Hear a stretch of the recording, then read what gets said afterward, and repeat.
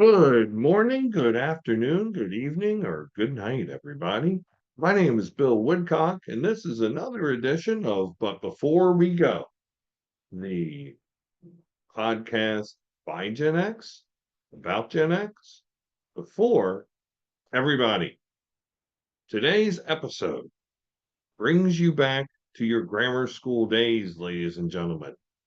So for some of you, you may call those your elementary school days, if you will. And one of the things that made going to grammar school in the 70s such a joy was that instead of having to copy all of your work papers off of the blackboard, instead of writing all of your questions and answers off of the blackboard, one was able to access copied products, copied papers, papers which, through a machine, used a template paper and created copies of those papers. We now call those machines photocopies. Back in the day, sometimes they were called mimeograph machines. We used to call them dittos. And what I would like to talk about today is the magnificence of the ditto. So, I can remember my father having a personal copier machine at home. I don't know how much he paid for this thing, but it was obviously way too much. But we used to be able to make our own dittos at home. So, my dad used to fancy himself a bit of a writer.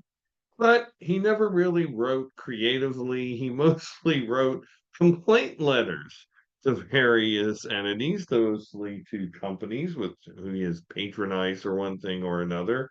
Or he used to write a lot of fan mail. He used to write President Carter fan mail, and I'm talking legitimate fan mail. I'm not talking about the stuff that'll get you sent to the FBI. I can remember him sending Linda Carter, TV's Wonder Woman fan mail. I just thought at the time he liked her portrayal of Wonder Woman. I didn't think there was anything else behind it, but hey, what did I know? I was a kid. Uh, he wanted to have his car featured on some TV show, so he would send those people a letter. And my father, being my father, would always include CCs on the bottom of his letters, as if he was somebody important. And, mostly he would CC himself, but he wouldn't really say that. He would say he was CCing some other individual or company, but he never really did. Um, so how would you CC things? Well, back in the day when you had typewriting, you had a typewriter, a manual typewriter, or even an electric typewriter, such as was popular in the 80s and even into the early 90s. Um, One used carbon paper. So the name is as implied. We're talking about a special piece of paper with a backing on which it was coated with some sort of a bluish purple, or I should say purplish blue, carbon pigment. And if you took your paper upon which you typed, then your piece of carbon paper, and then a second piece of paper, you could make carbon copies of your paper, of what you were writing, be it typewritten, be it handwritten, what have you. All you had to do was just type, and as if by magic, your letter would appear, on the second paper. It would show up in this purplish blue color, but it was still your carbon copy, and you had it for record keeping or for whatever purpose you wanted. And so that was carbon paper. Carbon paper And, I know some of you, and maybe, my God, I don't even know if they're still used. Carbon paper eventually became a technology where the carbon somehow actually became contained within the paper. And that's how you have these scratch pads that have like the multiple tear off copies, but I digress. That's another episode for another time. But I explain carbon paper because that's the principle upon which the Ditto is based. So the Ditto contained like a carbon-like solution, but it contained it within a machine. It was called Ditto fluid, was what one called this. I believe it was really called like reproductive fluid, which really sounded sordid, but it really wasn't that. Um,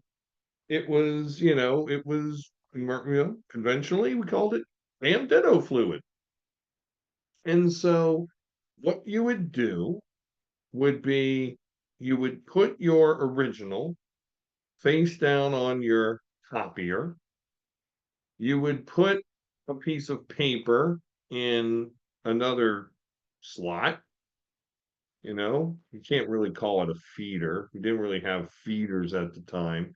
It's not like I mean, if you made multiple copies of the same thing, if you made multiple dittos, like for a class, what you did was you just made each one individually. You didn't make 20 at a time, 30 at a time. And so you press a button to copy, and then a light would come on, and then there would be an automated, a motorized process to take your piece of paper and then process it out, and you got your ditto. And like with the carbon paper, the ditto would have this.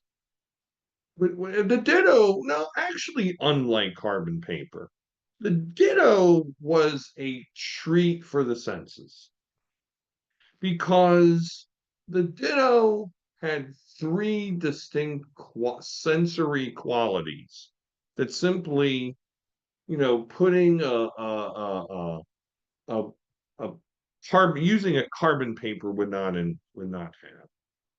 First, I mean, of course, and it had that distinctive bluish purple color, but also the ditto felt a little bit wet.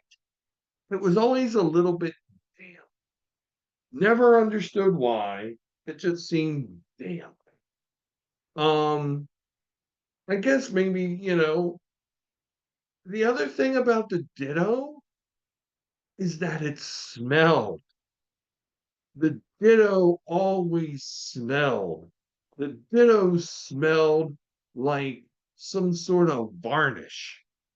Ditto smell was most adequately recreated Ditto smell from first grade was most adequately recreated in seventh grade when I got locked into the varnish room and wood shop. It really smelled.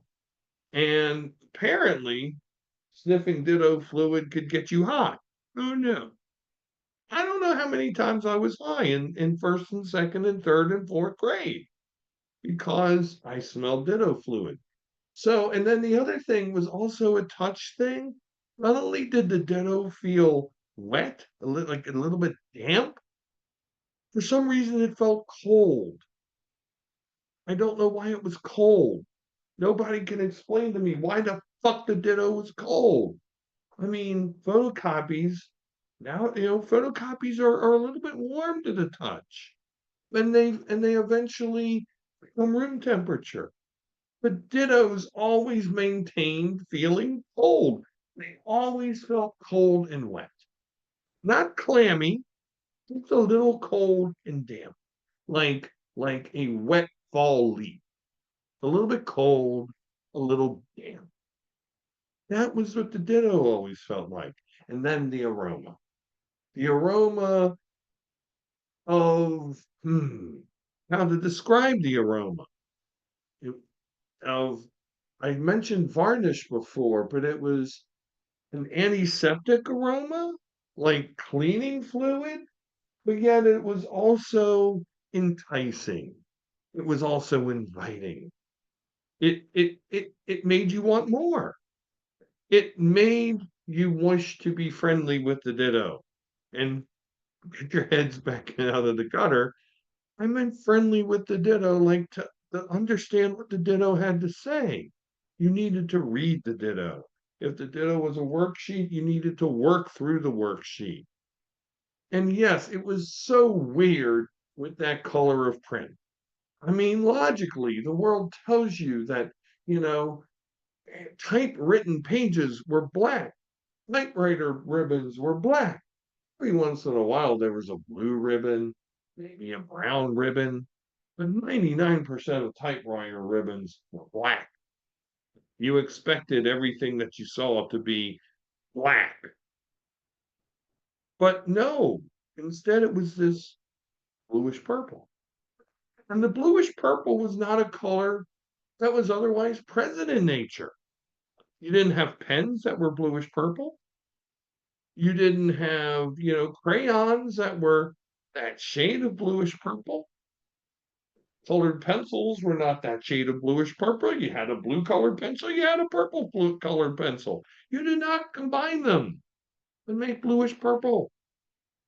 But the dittos were bluish purple. And it was just such a unique experience, that combination of vision, touch, sight, smell. I mean, you couldn't hear a ditto. There were some who tried to taste a ditto. I never tasted a ditto, but I understand that ditto paper tasted differently than regular paper. Ditto is at least attracted four of the five senses. Not everybody, of course, you know, tasted a ditto. I did not. But it was different than paper if you're using the senses as a criteria, dittos were different in at least four of those five sentences, of those five senses. What happened to the ditto? Well, all good things must come to an end.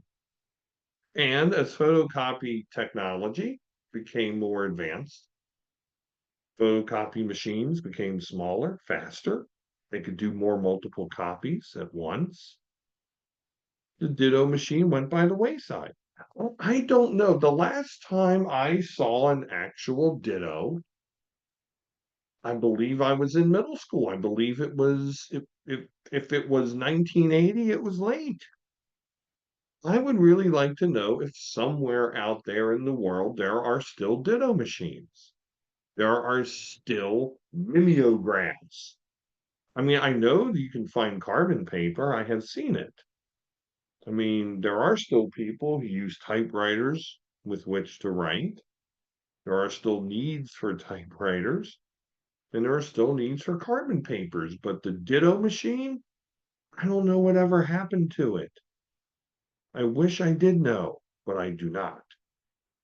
So, you know, the ditto machine lived a brief yet shining existence in the lives of Gen X. And many a member of Gen X will fondly remember that smell of that ditto, how that aroma of the ditto fluid wafted through the nostrils and possibly created a feeling of euphoria which went well beyond and outside the scope of the ditto's content. And one must wonder what an impact smelling ditto fluid had on us all. I have come to the end of this edition of But Before We Go, I hope you have enjoyed my musings about the humble ditto and the even humbler ditto machine. And I wish each and every one of you out there in viewer and listener land an exciting week ahead. Join me next week for another rousing edition of But Before We Go. My name is Bill Woodcock, Have a great day, everybody. Take care.